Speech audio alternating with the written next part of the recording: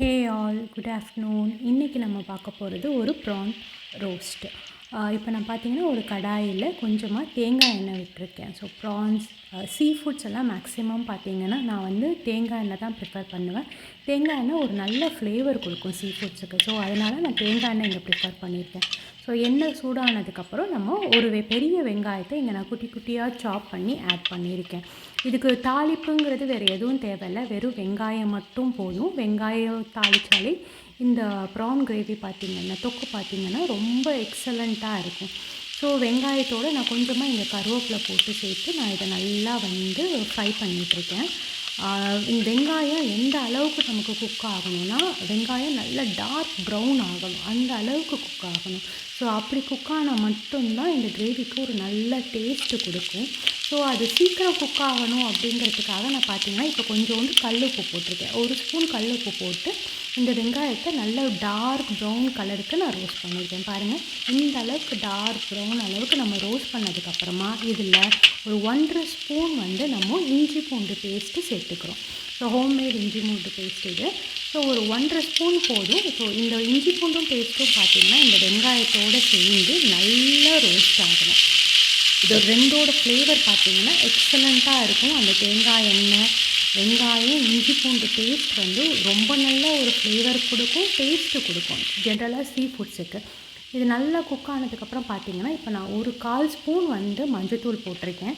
1.25 spoon வெறும் மிளகாத்தூள் போட்டிருக்கேன். அதுக்கப்புறம் அதே மாதிரி 1.25 ஸ்பூன் வந்து பார்த்திங்கன்னா தனியா பவுடர் போட்டிருக்கேன் நான். இது எல்லாமே இந்த எண்ணெயில் போட்டு நம்ம நல்லா ரோஸ்ட் பண்ணிக்கிறோம்.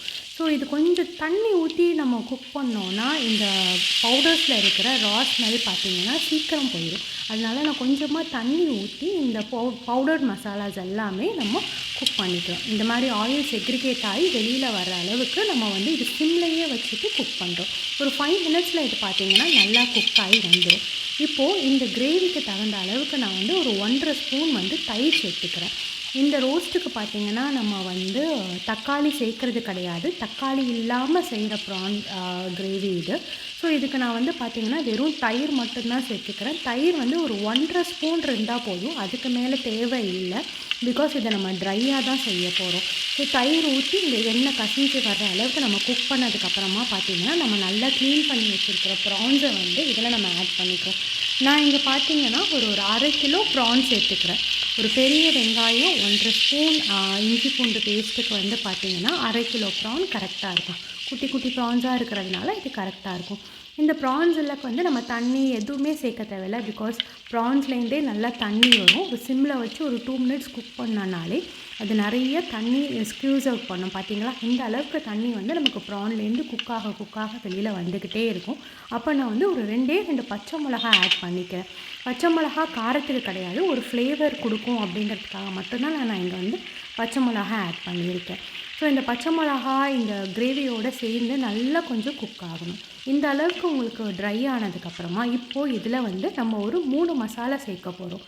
என்னென்னா காஞ்ச மிளகா, தனியா, சோம்பு, இது 3ஐயும் வெறும் கடாயில் ட்ரை ரோஸ்ட் பண்ணி நான் பவுடர் பண்ணி எடுத்து வச்சுருப்பேன். நான் மேக்ஸிமம் எல்லா கிரேவிக்கும் பார்த்திங்கன்னா இந்த பவுடர் தான் போடுவேன். இது ஒரு எக்ஸலண்ட் ஃப்ளேவர் கொடுக்கும். இது வந்து ஒரு 1.5 ஸ்பூன் போட்டுட்டு கொஞ்சமாக மிளகு ஜீரகத்தையும் பவுடர் பண்ணி அதையும் நம்ம லாஸ்ட்டாக ஆட் பண்ணிக்கிறோம்.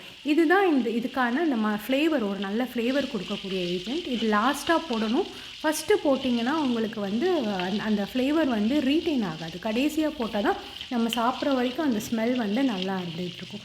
இப்போது இதில் பார்த்திங்கன்னா நான் கொஞ்சமாக தேங்காய் பால் ஊற்றுறேன். ஒரு 1/4 டம்ளர் தேங்காய் பால் போதும்.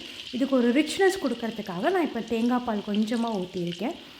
இதை ஊற்றிட்டு பெரட்டிட்டு ஒரு 2 மினிட்ஸில் நம்ம எடுத்து இது ஒரு கிரேவியாகவும் நம்ம சாப்பிட்லாம்.